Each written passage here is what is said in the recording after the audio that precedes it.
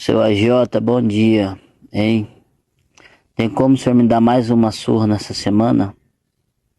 O senhor já me surrou semana passada, tô dolorido até agora. O senhor me dá uma surra na semana de novo porque eu não consegui o dinheiro. Tentei falar com o patrão e eu já tô devendo pro 13º, férias.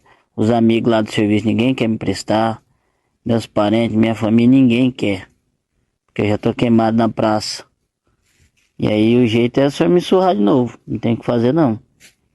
Queria ver se tinha possibilidade de o senhor me bater, me surrar na sexta, depois que eu sair do serviço. Aí o senhor me surra, tá?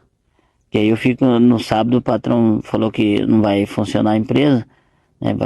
E aí eu fico de repouso no sábado e no domingo, na salmoura, passando gelo, né? Com gelo, compresso, né? Queria ver com o senhor essa possibilidade, que o dinheiro infelizmente não consegui.